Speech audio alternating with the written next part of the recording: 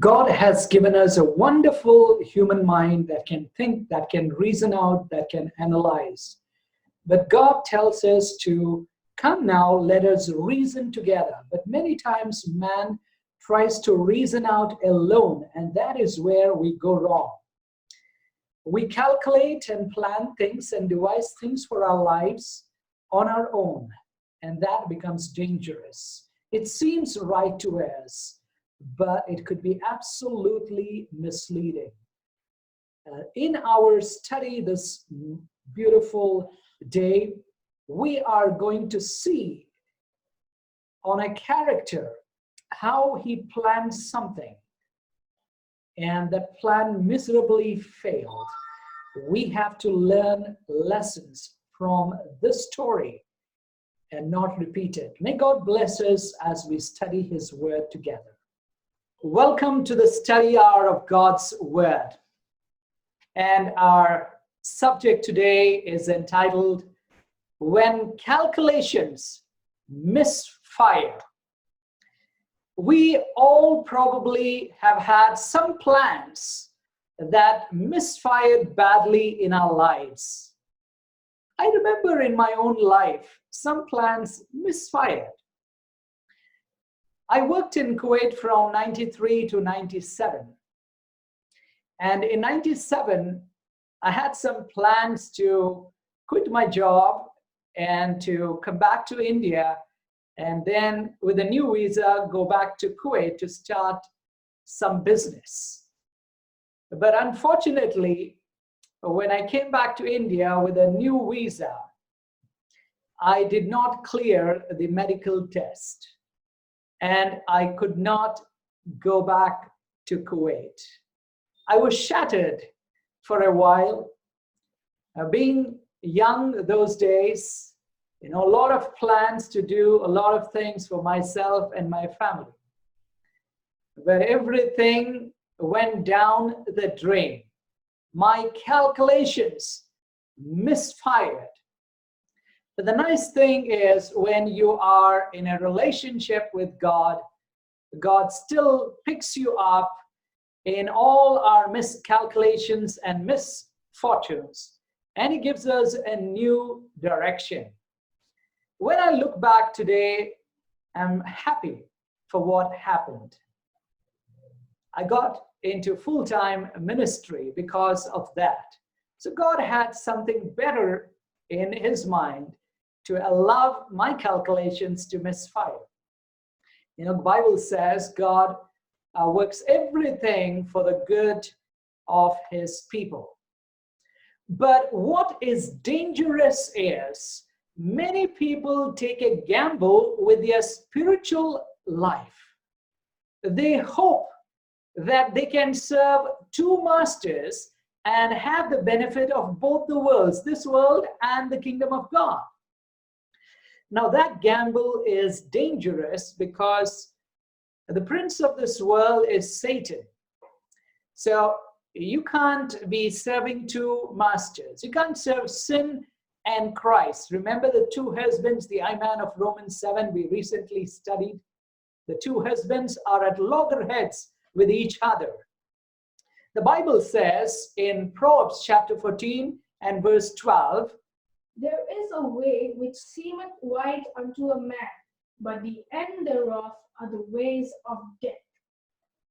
Now, people think that they are walking in the narrow way when actually they are walking in the broad way that ends up in death. It seems right, the path, but the destination is dangerous. Today we are going to look at a particular character in the Bible whose calculations misfired. He was not an ordinary person. He was in the privileged group. He was in the inner circle of Jesus Christ. But he belonged to the enemy. Jesus compared him to the devil. Jesus answered them, Have I not chosen you 12, and one of you is a devil? He spake of Judas Iscariot, the son of Simon. Jesus compared Judas to the devil. There are great similarities between these two, Lucifer and Judas. That is why Jesus made that comparison. Lucifer was in the presence of God in heaven. Judas was in the presence of the Son of Man on earth. Lucifer was the anointed cherub, as you can see in Ezekiel 28. Judas was an ordained apostle. Lucifer was wiser than the other angels. You can see that reflected in Ezekiel 28. The Bible does not really tell us about Judas' qualification and his education, but Judas definitely was not uneducated. He was not among the disciples who were fishermen and who did not have a formal education. He must have been educated, more educated than the 12. Lucifer held an important portfolio. He was the choir director. Judas, on the other hand, he held an important position. And what was the position? He was the treasurer of the group. Lucifer coveted God's authority and power. He wanted to be like God, as you can see in Isaiah 14. Judas, on the other hand, he also coveted something. He coveted riches and position. And he sold God for the love of money. Lucifer sowed seeds of doubt among the angels. He made them confused, and they got deceived. Judas confused the minds of the young disciples. Lucifer led the battle against Christ in heaven, as you can see in Revelation 12. Judas led the mob against Christ on earth in the Garden of Gethsemane. Lucifer lost his place among the angels in heaven. He was cast out. Judas lost his place among the apostles. Lucifer ended up as the devil. Judas ended up as a thief. One is called the father of lies, as given in John 8, verse 44. For he is a liar and the father of it. On the other hand, Lucifer got a title of the son of his father, the devil. In John 17, verse 12, we read, And none of them is lost, but the son of perdition. So you have the father and the son. This is the bad father and the bad son who rebelled against God.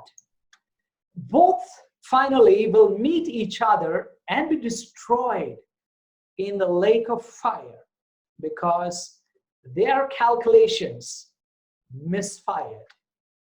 They trusted, dear brothers and sisters, in their own wisdom than relying on God.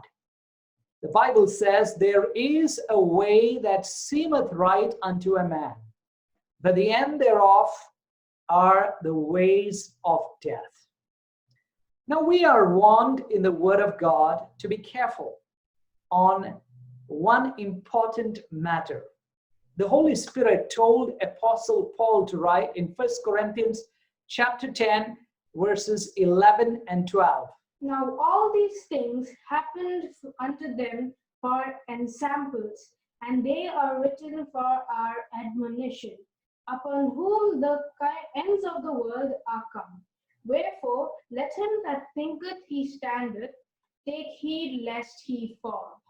Now, let us not be self-confident on our spiritual standing, thinking that I am in the church, I'm in the faith, and I am, doing everything well, like that Pharisee who went to pray in the temple. He evaluated himself and he thought he was great. Our confidence has not to be in ourselves. Our confidence has to always be in God, looking unto Jesus, the author and finisher of our faith. Now, what was Judas' problem? Why did he end up betraying Jesus? There is an underlying current that was flowing that led him to that treacherous act. What triggered his downfall finally? There are at least 4 serious errors that Judas committed and cherished. I want to bring those 4. Though the Bible does not specifically list them out, we can see that in Scripture as to what was the problem of Judas. Number 1, he had the love of money problem. The Bible says in 1 Timothy chapter 6 and verse 10, "For the love of money is the root of all evil, which while some coveted after, they have erred from the faith, and pierced themselves through with many sorrows. But thou, O man of God, flee these things, and follow after righteousness, godliness, faith, love, patience, meekness." money is not evil in itself. It is the love of money that is the root of all evil. Is there evil in the world? Absolutely. What is the root of all evil? It is the love of money.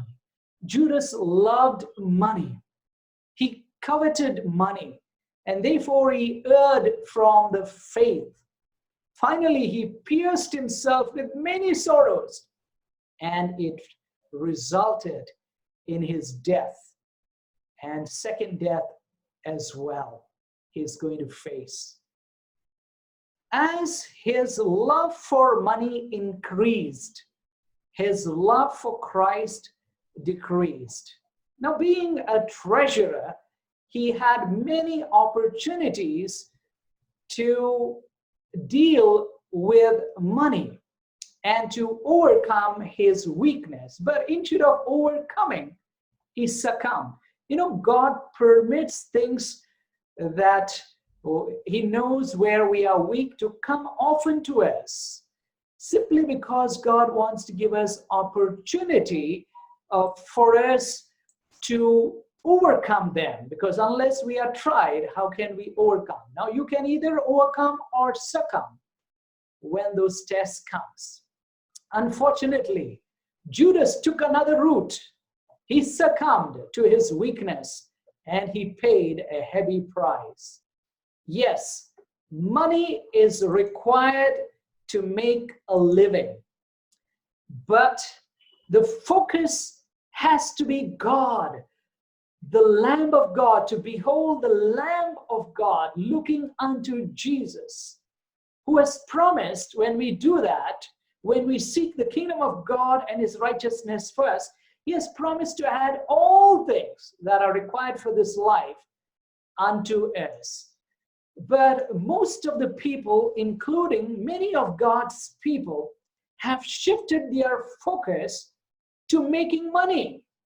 Jesus said in Matthew 6 and verse 24, "No man can serve 2 masters, for either he will hate the one and love the other, or else he will hold on to the one and despise the other. Ye cannot serve God and mammon." Mammon is the old English word for money. Money and God, you can see, are 2 opposites. The love of one is the root of all evil, and the love of the other is the spring of all goodness and blessings. And now, Judas' job as a treasurer was to help the disciples and the needy people who came for help, as Christ, who was the head of the group, directed him. By giving from the treasury money to the people in need, Judas had the opportunity to develop an unselfish spirit and overcome his love for money. The little money that was coming into the treasury bag proved to be a great temptation than a blessing. Instead of blessing others from it, he blessed himself. John writes in John 12 and verse 6, He was a thief, and he had the bag and bare what was put therein. This statement suggests that Judas was robbing from the treasury bag time and again. That is why the Bible calls him as a thief. He was in the habit of stealing. He probably thought that he deserves to get this little extra bit of money even without Christ directing him, because he was doing a little extra work the disciples did not do. His work was to manage the treasury. So he was taking his daily barter, if I may put it, and he was paying himself for the financial work that he was doing. He justified himself and he pacified his pricking conscience, because the conscience will always prick when you do things which you are not directed to do. And he must have said, Judas, you deserve it. Go ahead, no problem. But God looked at him as a thief in the very presence of Christ, under the very nose of Jesus. He was stealing and he was feeling okay, like Lucifer, under the very presence of God. He began the mystery of iniquity. Now, if one takes money or anything, what is not given to them, that is stealing. Ask permission if you want something. If you are in a doubt whether you can take it or not, clarify, ask permission. Taking without permission anything is stealing. Finally, this habit made him so bold that he was willing to sell the God of the universe, who owns everything and who said in Haggai 2 and verse 8, The silver is mine and the gold is mine, saith the Lord of hosts. Judas sold such a rich and priceless God who owns the silver and the gold of the earth and the whole universe, the treasures of the universe, for 30 pieces of silver. This is what love of money can do. Slaves in those days were sold in the marketplaces for 30 pieces of silver, we are told. Judas valued his master for a price of a slave. When he went to the priest and he asked how much money you will give, they said 30 pieces of silver, because they looked at Jesus as just only a slave. And Judas took that money of a slave to sell the God of the universe. This is what love of money can do, brothers and sisters. Now we wonder, how did he do such an act? It is important to know and to realize that the thought for this action or any treacherous action is not conceived overnight. Judas slowly developed this habit from the beginning. Habit is powerful. You form the habit, then the habit forms you and your character. You define a habit and the habit defines you. And once you develop a habit, whatever it might be, especially a bad habit, it doesn't leave you that easily. People try to slowly leave bad habits. They try slowly to get rid of their habits one by one, portion by portion.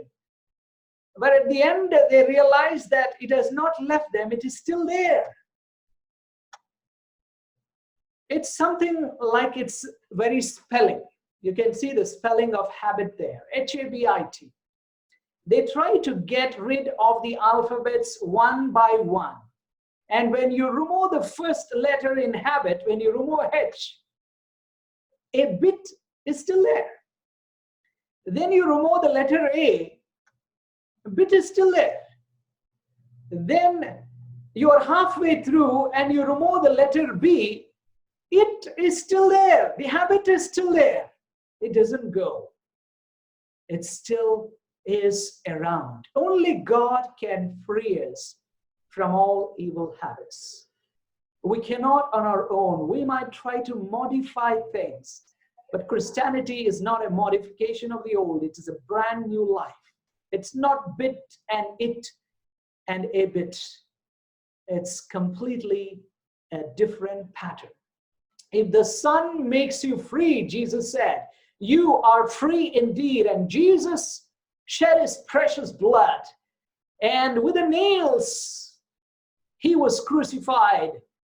And with those nails, Jesus crucifies and breaks those evil habits in our lives. There is power in the blood of the Lamb to break every habit. You know, Jesus was trying to help Judas to overcome his evil habit because Jesus helps everybody. He's not willing that any should perish. But his love for money increased and his love for Christ decreased, and his habit got him finally. The love of money also brought the downfall of Ananias and Sapphira. Remember, this was post-Pentecost. Like Judas, they too had the love of money more than the love of God. They love God. But the point in Christianity is, it's to love the Lord your God with all your heart. There is no divided love in Christianity. This action of lying to the Holy Spirit, Ananias and Sapphira, did not happen overnight. You know, they developed this habit of lying and coveting, and it culminated here, lying to the Holy Ghost, and it brought death to them. You know, Lucifer is called the father of lies, and lie is something that is very dangerous. And that's why it's talking about God's children in Revelation 14. In their mouth was found no guile. We have to be careful with this little tongue. We bless God, we curse men. We speak the truth and we lie. It is a dualistic fountain. Even James talks about the two springs that come from the same fountain. How can it be? And here finally they lie to the Holy Spirit because they are used to lying to men. Judas sold Jesus for the love of money. And this couple lied to the Holy Spirit for the love of money. Ananias and Sapphira held back what they were supposed to give to the treasury of God. Death followed in both their cases, Judas and this couple. Now, sometimes we might think, how did they love money more than God? But you know, this test, which is the root of all evil, it comes knocking at all our doors in different forms. We are all tested and tried with money like Judas and the couple were. And there are many people even today in the church who are following this deadly path of Judas and that couple. Selling God like Judas did, or holding back from God like Ananias and Sapphira did, or robbing God as many Christians are doing today is the same thing. God said in Malachi chapter 3 and verse 8, Will a man rob God? Yet ye have robbed me. But ye say, Wherein have they robbed thee? In tithes and offerings. Ye are cursed with a curse, for ye have robbed me. You know, this is the only place in the Bible where you can rob God, in tithes and offerings. Are people robbing God today? Many are. And they're trying to justify themselves like Ananias and Sapphira. Tithe means 1/10. 1/10 of our income is sacred. Like one day in a week is sacred, the Sabbath. 1/10 of our income is sacred. We return back that sacred money to God for ministry use, for the gospel spreading. and the percentage of the offering is not specified. It is left to us how much to give as offering. Now, the amount that we put in offering surely will reflect our value to God's cause. Now, whatever you're giving, we are called to give it wholeheartedly. The Bible says in 2 Corinthians 9, verse 7. God loveth a cheerful giver. Unfortunately, there are many who are not faithful in following the command of God in returning the holy tithe and giving a cheerful offering. And God says people are robbing him by doing this. The spirit of Judas and Ananias and Sapphira, it's still existing in the churches. Church members are following the ways of Judas in different versions. They use human reasoning to justify their action, then trust God and simply obey his command. Coming back to Judas, Judas felt that Christ was not handling money matters properly. He felt there was a huge wastage of money which Christ permitted to happen. Remember the story of Mary Magdalene, who poured that expensive perfume when she broke the alabaster box. And Judas immediately made a statistical calculation of the amount of financial loss that went in the drain, as he thought it. He said it's a waste because it was put at the feet of Christ. The Bible says in John 12, verses 4 to 6. Then said one of his disciples, Judas Iscariot, Simon's son, which should betray him. Why was not this ointment sold for 300 pence and given to the poor? This he said, not that he cared for the poor, but because he was a thief and had the bag and bare what was put therein. Right. You see, the Bible tells us he didn't say this because he cared for the poor. He was a careless fellow. He was a thief, so that he could get that money. If it was given to the treasury, at least some portion of it he would have swindled because he was a thief.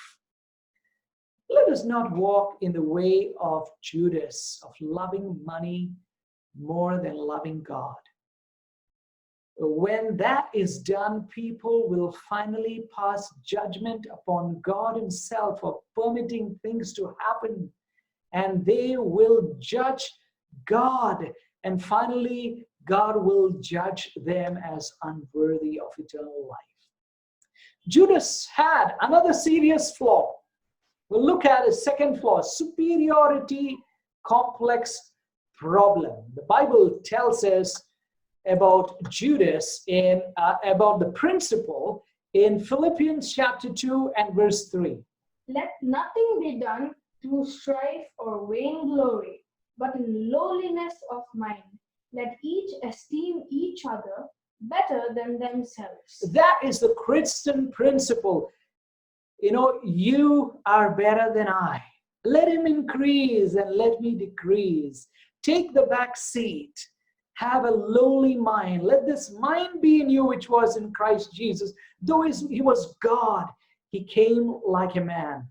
Now, since Judas was not a fisherman, he was educated and probably smarter than the 11.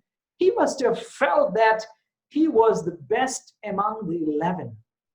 Also, since Jesus gave him the treasury post, he must have felt this was done because other guys, they would not be able to handle money. They would be only able to count fishes and just get some little money. But this would be big money coming, he thought, and so the best person should handle it. Judas felt that he was the number one among the 12 disciples.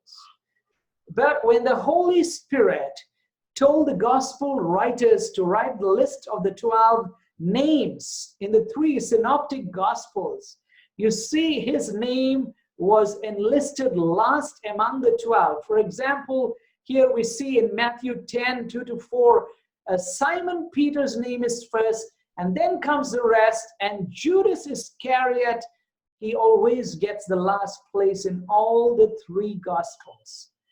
And when you read the other passages of scriptures, you realize Judas felt that without his presence and help, the Christian church would fail.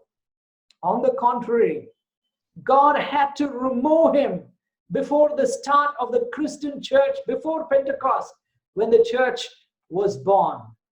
He judged all the 11 as incapable fellows. I can imagine his progress report of each one of them. When he looked at Peter, he would probably say, you have a foot in the mouth disease, a tendency to speak wrong things at the wrong time. He judged him as a foolish man who talked before thinking.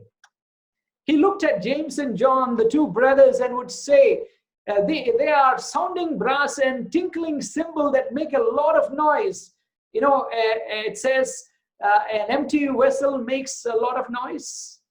And no doubt he must have reasoned out that they got the nickname Sons of Thunder because they always were thundering all the time.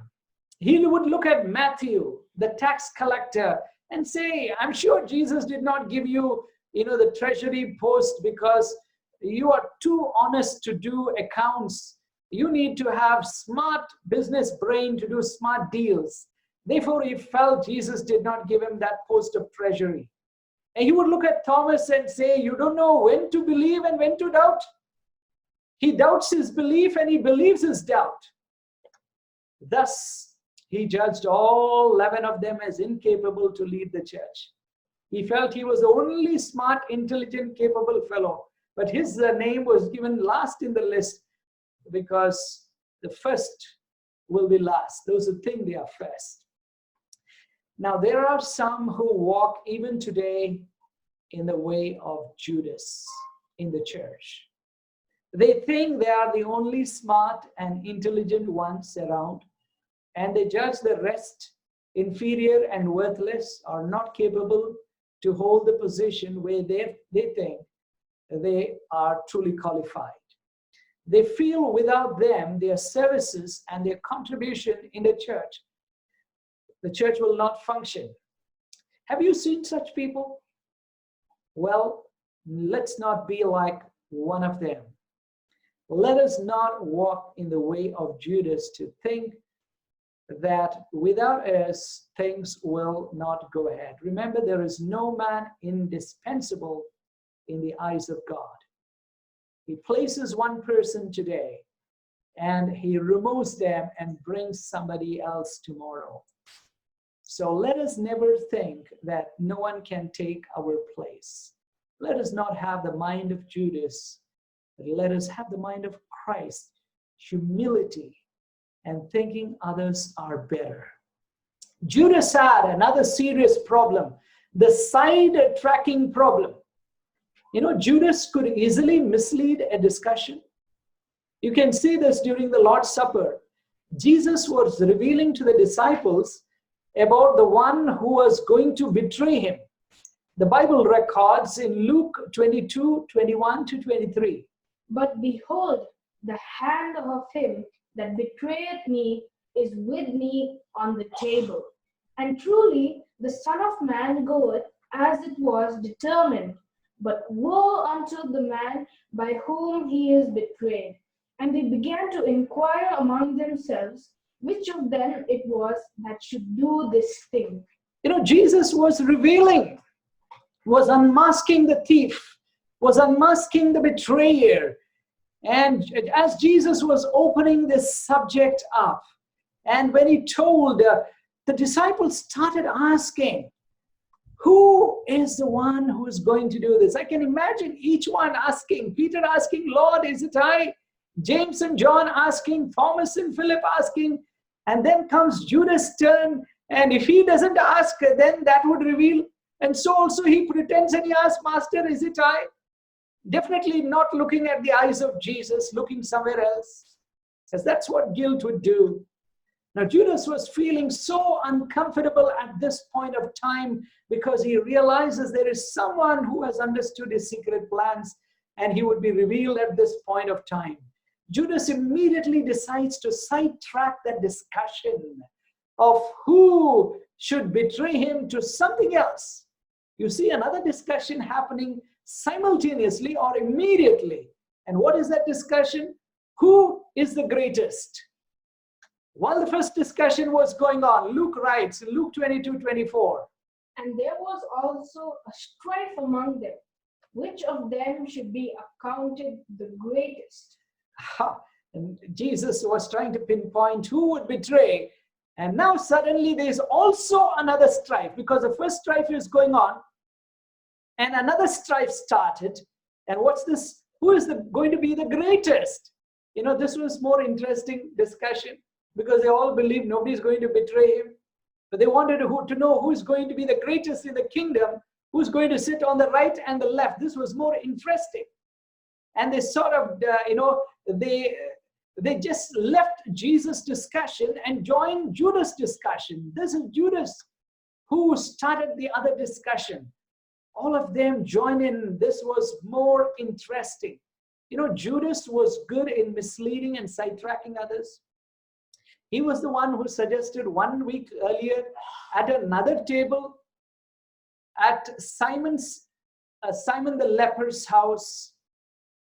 And when Mary Magdalene emptied that costly perfume at the feet of Christ, in John 12 and verses 4 and 5 we read. Then saith one of his disciples, Judas Iscariot, Simon's son, which should betray him. Why was not this ointment sold for 300 pence and given to the poor? You see, Judas started this suggestion. And then after Judas started this suggestion, the Bible tells us the disciples joined in the same discussion in Matthew 26, verse 8. When his disciples saw it, they had indignation, saying, to what purpose is this waste? I want you to notice it was Judas who started it, as given in the previous verse. Now all the disciples join and say the same thing. You know, Judas was a choir leader. He would lead a song and others would join in the same tune. They would repeat what he said. He was good in misleading the rest of the disciples. Yes, Judas was good at sidetracking from an important discussion and misleading the rest to join in something else. He was doing that as just his master was good at doing that in heaven. Lucifer sidetracked God's word in heaven and deceived 1/3 of the holy angels. He sidetracked Eve as well in the Garden of Eden.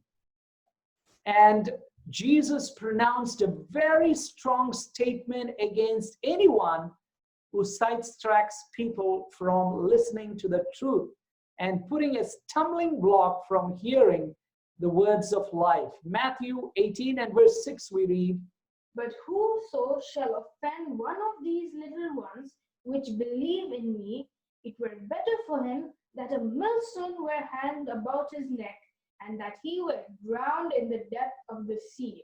That's a very strong statement of misleading people. Jesus says it's better they go down into the sea with a millstone around their neck. Today, there are plenty of sidetrackers in the Christian church. They call themselves prophets, but they are there for profit. They call themselves they call themselves teachers, but God calls themselves as false teachers. They deceive people, hundreds and thousands and millions of them they deceive and lead them to destruction. And the people also love them because they preach nice and pleasing things. Prosperity gospel, itching ears preachers. But all these people will pay a big price at the end during the final judgment.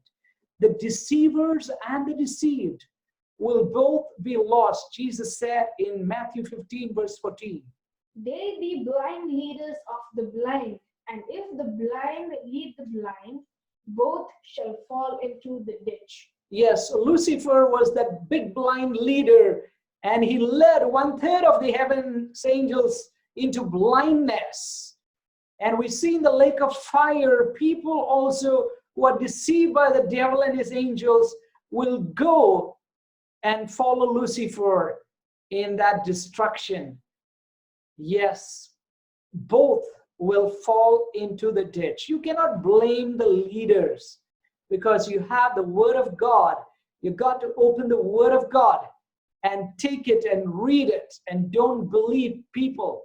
You cannot blame people at the end because salvation is individual. Beloved, let us not put stumbling block on anyone's pathway.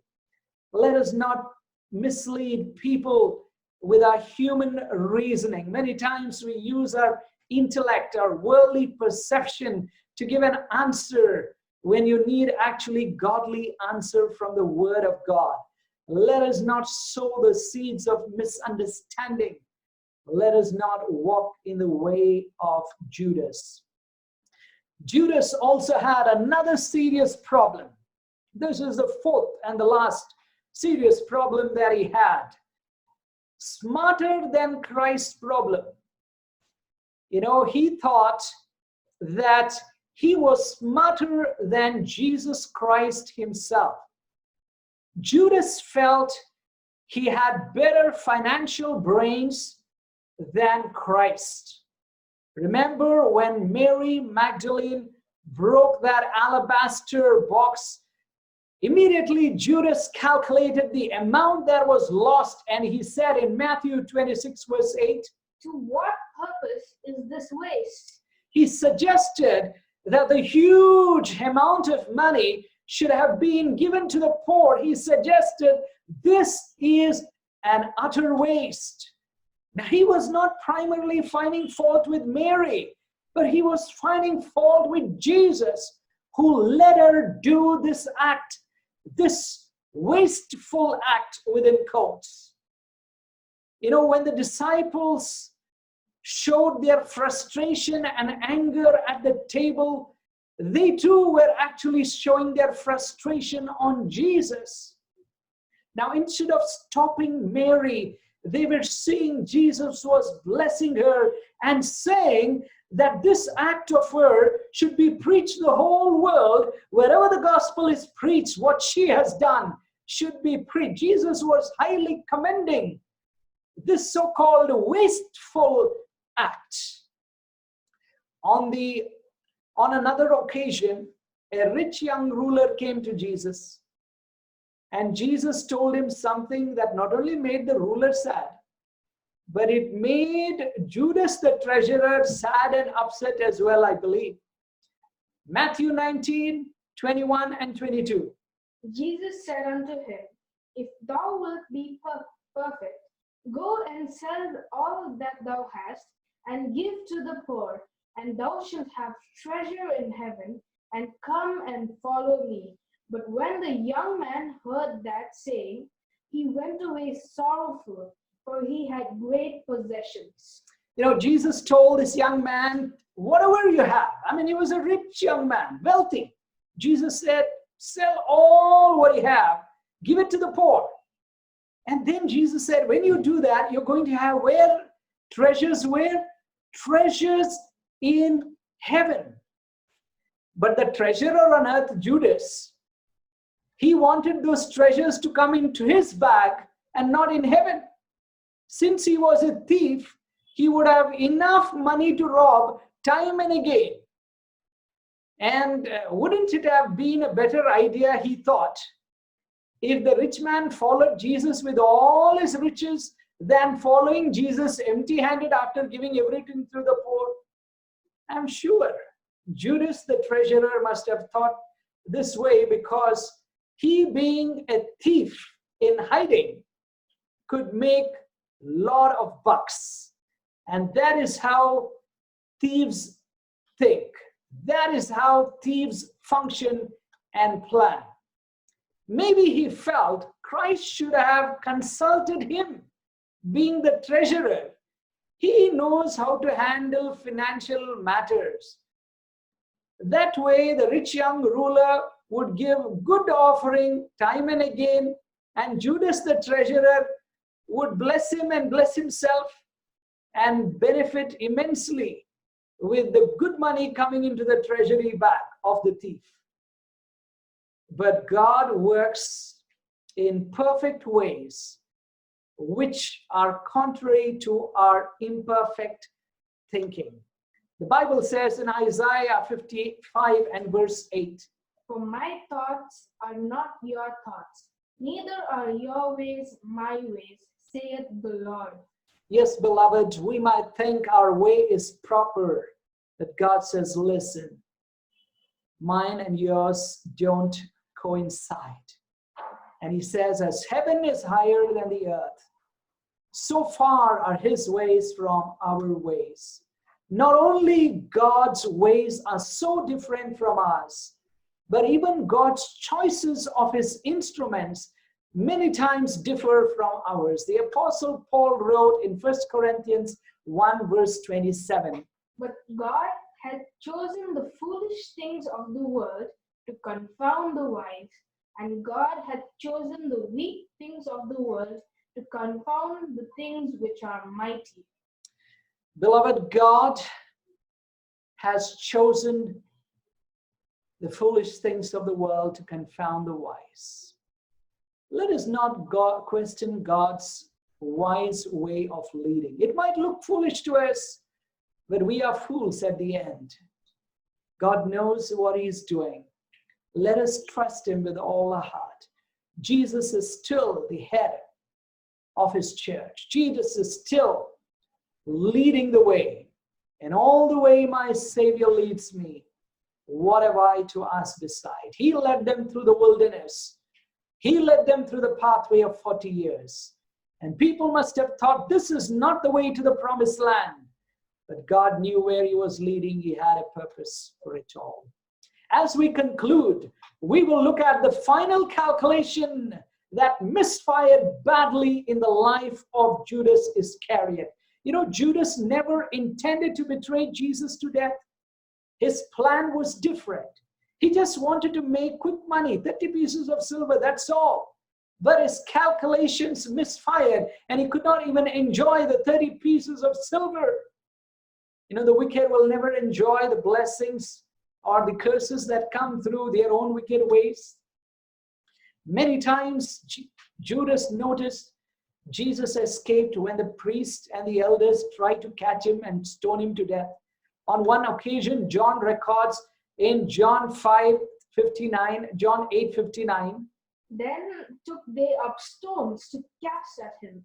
But Jesus hid himself and went out of the temple, going through the midst of them, and so passed by. And this did not happen just once. Another time, you know, they took him on the cliff of the mountain, the edge. They wanted to throw him from there. Bible says he just walked. They could not touch him. Judas believed Jesus would do the same thing this time in the final arrest at Gethsemane. In the process, he would get 30 pieces of silver.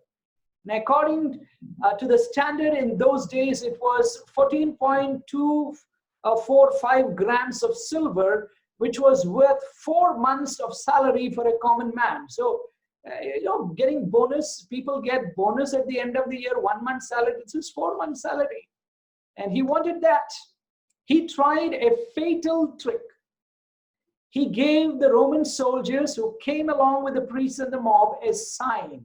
He said in Matthew 26, verse 48, Now he that betrayed him gave them a sign, saying, Whomsoever I shall kiss, that same is he. Hold him fast. What did he tell? Hold him fast. Because Judas fully believed Jesus would escape, as he did many times before. So he said, hold him fast. And so he believed when Jesus would escape, they would come back to Judas and say, hey, man, we didn't achieve the purpose for giving that money. So give back the money. And he would say, listen, I told you, hold him fast. You didn't hold him fast. That's your problem, not my problem. I've done my job. This 30 pieces of silver is mine. His escaping is your issue.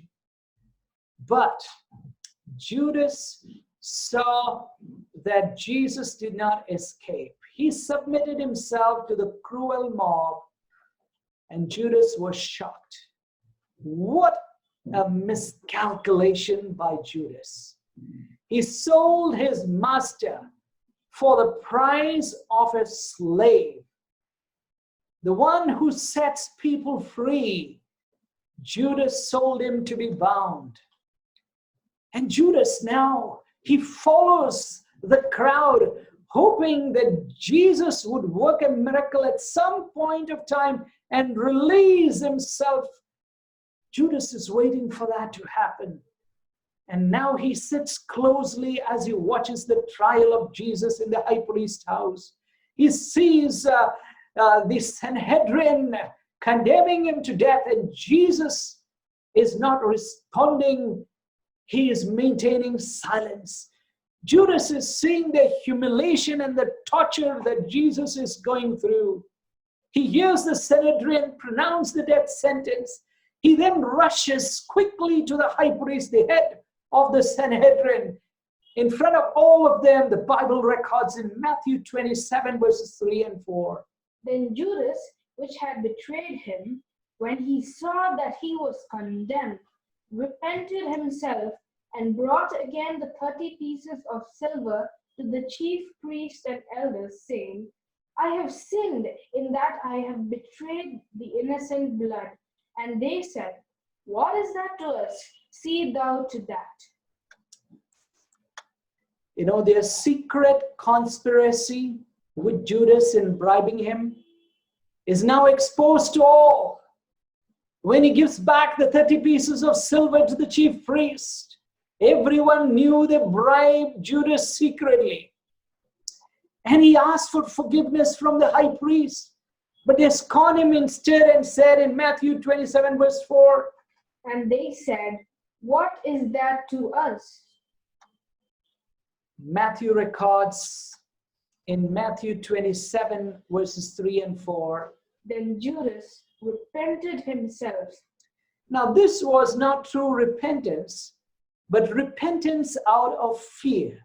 This is the counterfeit repentance of facing the judgment of God for doing such a treacherous act, of selling the spotless Son of God to his enemies who were ready to condemn him to death. The Bible says there are two kinds of repentance. Repentance for sorrow of sin. Paul wrote in 2 Corinthians chapter 7, verse 10, for godly sorrow worketh repentance to salvation, not to be repented of, but the sorrow of the end worketh death of the world. Yes, the sorrow of the world worketh death. And Judas' sorrow was the sorrow of the world that brought his death finally. You know, a little while before this, he kissed his master on the cheek, a kiss of betrayal. And he told his betrayers, hold him fast. And now I can imagine Judas prostrating himself at the feet of Jesus, begging him to release himself and escape. But Judas sees Jesus is not making any attempt whatsoever. He could not endure to see the crucifixion of the Son of God. The scripture declares in Matthew 27, verse 5. And he cast down the pieces of silver in the temple and departed and went and hanged himself. Yes, Apostle Paul wrote in 2 Corinthians 7:10. The sorrow of the world worketh death.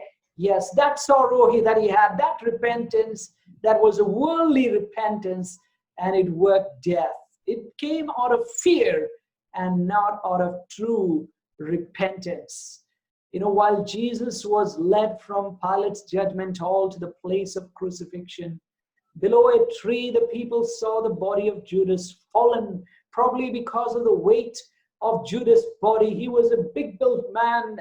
And the Bible says in Acts chapter 1, verse 18, and falling headlong, he burst asunder in the midst, and all his bowels gushed out. this is a terrible end to an apostle. Like Jezebel, that wicked queen, when she was thrown from the floor of her house, her bowels gushed out and dogs came and licked her blood and ate her up.